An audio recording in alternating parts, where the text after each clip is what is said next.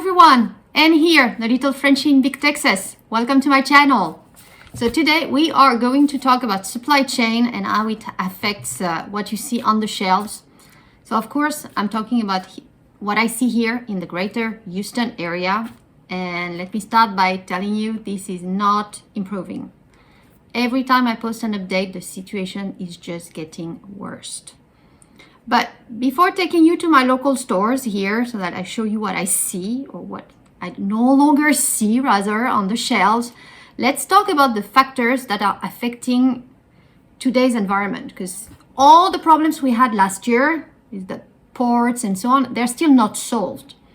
But in addition to this, so we have additional factors, starting with the Omicron and people getting sick and quarantine and so on for depending 5, 10, 2 weeks. It depends on companies and so on. So this already had an effect on the supply chain, on the stores. Some are really posting staffing shortages, cannot open and so on. But that was, I would say, already from 2, 3, 4 weeks ago. Now we've got more things going on. And these additional things here are no longer only the ports, only the shops and the trucks. We have the trains now.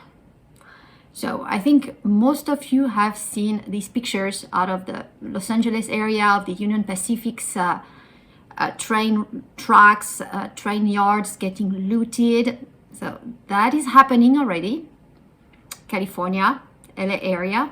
But not only. I recently read that another company, BNSF, has almost half of their workforce. I think it's a big number, 17,000 employees, threatening to strike as early as next week over a company new policy regarding time attendance and time tracking.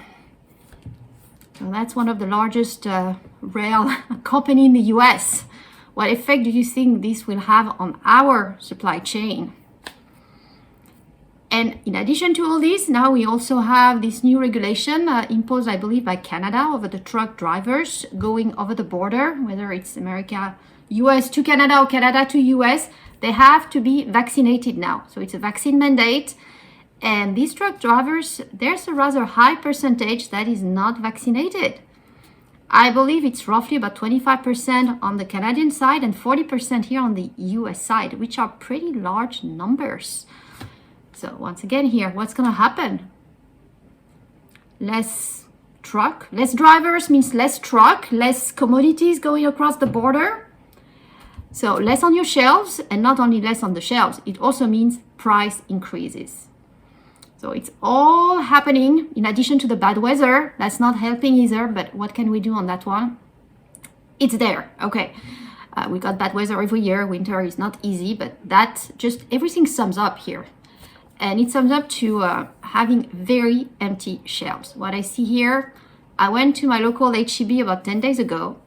I did not post the video right away because I didn't want to scare people. I waited to go back and see whether it had improved, and it had slightly improved. But it's still very low. The first time I went there, my initial thought, when I saw the produce area, which is the first one you see when you enter the store, is produce. And it's the apples, which is a rather basic winter fruit. And usually you can choose maybe 10, 15 different types of apples. The Gala, the Fuji, the Golden, all there, Honeycrisp and so on. And most of the cages were turned over because they were empty. And so they were all empty, and you could maybe choose between 2, 3, 4 kinds, and that was it. And it just gives you an idea of what was coming next in the store. It was just bad, bad, bad. And the thought I had is, how long would it take when people start panic buying to empty that store? Not long, given what was there, a few hours at max. And how violent can it get as well when people start fighting for the very last box of pasta, which is gone, by the way. No more pasta anywhere here. Gone. That's one of the items that the pasta together with the wet cat food almost gone everywhere. But others are running really low. The chicken is running pretty low. I mean, basic goods like flour is very low. It's alarming, scary, however you want to say it. It's not looking good, and it's only going to get worse. That's my fear here. What I see today, I go back in because I don't go every day. I go back in a week, 10 days, and oh my, I don't even want to think about it. What am I going to see? You know, I used to enjoy going grocery shopping. Now it's, I'm almost fearing what I'm going to see. It's terrible. I mean, to be at that stage. I hope you guys are prepared. I've started storing some food, canning, dry canning, buying some survival food, whatever you can, do it. Dehydrating if it's fruits, whatever you can, because this is not going to improve in the short term for sure. So here we go, some pictures so that you get to see with your own eyes what I saw at H-E-B, at Costco and Kroger. So not just one store, it's really across the board. But H-E-B the first time was by far the worst. So be prepared. So here we are, my local H-E-B, so local Texas brand, about 10 days ago, mid-January. Look at this here for the apples. And that's just apples, local fruit usually. They had a few strawberries, imported, of course, that was not local. And a lot of empty spaces. Look at that. Nothing. So that was the grape area. Not much. A few left, but otherwise not much. But yeah, look at these apples. There were a few, but okay, all these empty shelves scared me on that one. This is the salad. You can see not much left. I didn't even look at the dates, so I don't know how fresh it was. It was mostly gone. They had a bit of veggies, especially the greens like cucumbers, zucchini. They were not very fresh, all of them, but they had some. They had some to choose from. Tomatoes and so on, very low. Here are the citruses, so you had some, but as you can see, half empty. Tomatoes, you could choose two kinds, either the cherries or you had, I think it was the Romana over there, but that was it. They had jalapenos and avocado, and and these are the potatoes. Look what's left. That's it. That's the potatoes. Almost nothing. Very low as well on the onions, garlic. So this is Kroger. At least Kroger, you know it right away. They apologize for the supply constraints. So this is for the berries. So they were low on berries, but not only berries. You got the same issues with the potatoes. You had more here at Kroger than at H-E-B. More variety, not more stock, but more variety. But still pretty low. And this is Costco. So the cold room area where you got the fruits and veggies and all these empty shelves that used to look to be full, but that's been going on for months here. And stacking up with pallets as well to make it look fuller, but that also is not new anymore. We're almost getting used to it at this point. So they had a few things. I would not say it was completely empty. They had some raspberries, strawberries, all the things that are not locally grown, green beans. So they had a few things. And I got some kiwi, and that kind of amused me when you think about it. That kiwi is coming from Italy. How long did it take for that kiwi to get here? How much has it had to travel between the truck probably in Italy, then on a boat most likely, then back here probably offloading the boat, on a train maybe, or on a truck? I mean, the whole supply chain that involves getting that kiwi here, crazy, right? Meat here. We're back at H-E-B. It wasn't empty, but it definitely was not full. It wasn't full. And the empty shelves here are not the beef. These are chicken. This is the chicken section. Very low chicken section at the store. Pretty low on ketchup, and that has been going on for weeks, months. The ketchup has been running low almost everywhere around here. Peanut butter is half, and that also has not changed that much. We still have some. Let's not complain. It's not full, but half. Okay, bread is not full, but you've got bread. At this point, I'm just happy to find some. So these were the pasta 10 days ago. So you still had some. Not much, but you still had some. Not the cheapest one. The cheapest ones were gone at the bottom, but we had the Italian brands a bit more expensive. And as well for the tomato sauce, you had some, the cheaper brands gone. But then when you move towards more expensive brands, you could find some more expensive tomato sauce just like the pasta. You just need to put the money. And for the organic special thing, instead of being $1.50 or $2, it goes up to $8. It must be extremely good sauce. So this is the same store, but a week later. Look at this. Look at this. Empty shelves, and look at the sign. That's the thing. Will be temporarily out of stock almost everywhere. Which means they're not expecting a shipment for tomorrow, for the next day, or for a few weeks from now. It's going to take weeks or months for them to get this back. All the cheaper items were gone. Yeah, the signs everywhere. Everywhere. Skinner, Barilla, all gone. Except for a very few that's it. What is left is the whole grains and some of the weirdest ones like made out of lentils and so on. All the more expensive brands. That's pretty much it. Yeah, organics. That's what you get. But yeah, instead of being $1.50 or $2, it's going to be $3 or $4. Same for the sauce. Low on the cheaper brands, and if you want to put $6, $7, $8 for a jar of sauce, you can get it. So better do your own here. The soups here were pretty low and the broth almost gone. So on that one, I'm putting it on the winter. People getting sick, wanted some warm liquid. It was low, and it is still low in that section. On the can aisle, it's going down. It is going down, but it's not empty. But it definitely is going down every time I go on that one. But yeah, you can still get cans of corn, green beans, peas. It's available. Prices have increased slightly, that's for sure, but it's there. Now this is the breakfast aisle, and that one is not looking that good. A lot of empty spots, especially if it's a cheaper brand, like the store brand. And look at these cereals here. And some of the spots that are empty have the sign temporarily out of stock, which means it's not coming back in a week or two. It's going to take a while. Yeah, a lot of empty spots for cereals. So that's definitely not looking good. If there's a particular brand you like, get it and get quite a bit of it. Look at these Honey Nut Cheerios. I'm glad I got some to can, given we all like it at home. Not good at all on that aisle. Going down.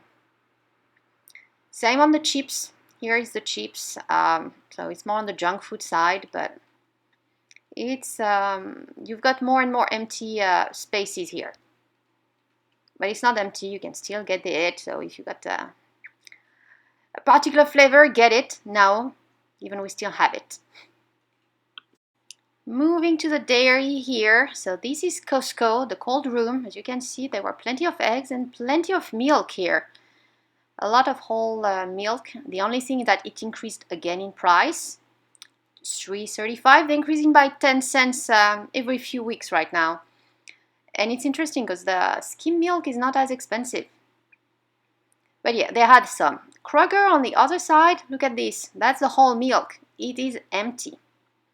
Skim milk is, you can still have some. They had a deal on the smaller bottles, which explains why they're low in stock. But the big one, no, they were at the regular price, which is much cheaper, as you can see here, than Costco.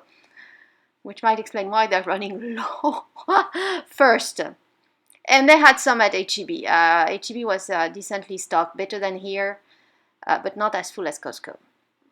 Still on the cold section here, so orange juice, not that full, but yeah, what kind of shocked me was the yogurt. It was running very low in certain yogurts with empty shelves. Look at this. Look at this. Yeah, when you look, that's the thing, look past the first row, and that was here my girl's favorite yogurt. That big empty one at the bottom, gone, gone, gone. So the pet aisle here, which is pretty much the same at H-E-B that you see here, and my local Kroger, about the same. Look at this. That was the cat food, very, very empty. The cat litter here, Yeah, the cats are not, yeah, look at this. This is the dry cat food. There's almost nothing left. A few brands here and there, but yeah, for the cats, it's really low. So here is for the dogs. You have some. Might not be the brand you want, but they had some. It comes and goes. It really comes and goes. On the other side, Costco was pretty well stocked on the dog food. They don't have much choice for cat, but for dog, they had some. Yeah, the wet food is lower. The cans are low, even for the dogs here.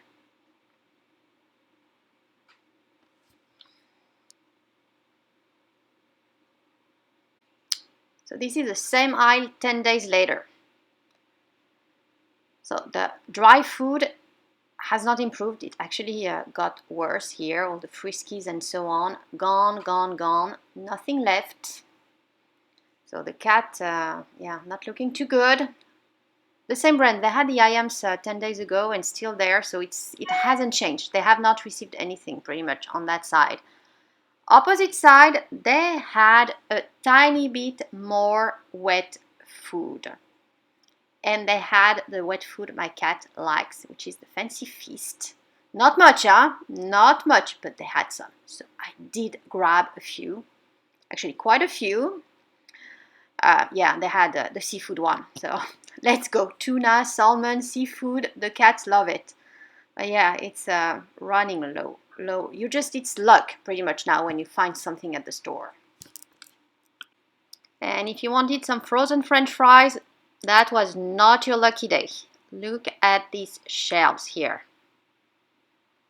Yeah, that's all the frozen fries and the likes, as well as the toasts, the sticks, breadsticks, empty, completely empty. So they had some frozen fruit and popsicles and ice cream. Continuing here on the frozen food, the other aisle, so that was the breakfast section with the frozen waffles and the like, and as you see, it's pretty low, some shelves completely empty for the breakfast food, the breakfast sandwiches and sausages, and the same here for the pizza. They had some brands and gone. But they have a whole aisle just pizza, so you could still get pizza, as you can see. Might not be the one you used to, but they still had some. But quite a lot of empty spots in the frozen food. Look here again, frozen empty shelves. Same on the other side, which was the veggies. So these are the family meals, the lasagna. Really half empty, half full, and that's being generous. The veggies, you had some. You've got some empty spots. That was the corn. Some empty shelves, but you still had corn. And most of the veggies were available.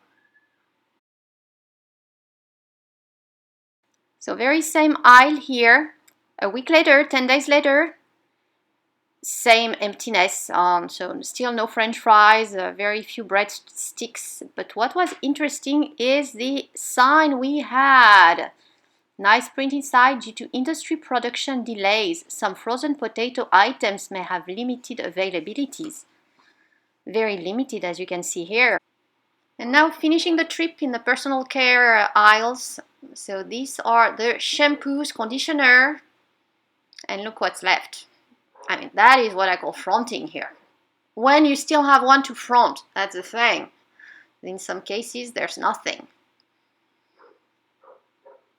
But yeah, not looking good either. So it's not just, look at this, it's empty up to the end. But so it's not just the food, it's pretty much everything across the board at the stores. Yeah, empty. Empty behind. And same when you look at the toothpaste, look at all these empty rows here. Colgate. Wow. And there wasn't even a deal on these. They were regular prices. I mean, when there's a deal, I understand. So that was the case here. As you can see, they had $1 off. So, okay, these are all gone. Get it. But for the ones that are regular price, completely gone. Wow. And look at the fronting again here. Pronamel, Sensodyne, nothing behind. So these two stock up. Have some just in case here, because next time you go, it might just not be there. So I'm not sharing too much of Costco in this video just because there were a lot of empty shelves, as you can see here, everywhere. But they had just gone inventory, so that might be an explanation. They wanted to reduce stock for the inventory. I don't know, it was extremely low on all the top shelves everywhere in the store, but all had marked. You had the do not inventory, but also the ones marking the auditor's inventory and counting. So I don't know, it just was not looking good. And to finish, just a few picks, H-E-B and Kroger mostly. And while you're at it, please don't forget to give this video a thumbs up and subscribe to the channel if you haven't done so. Thank you all for watching and be prepared.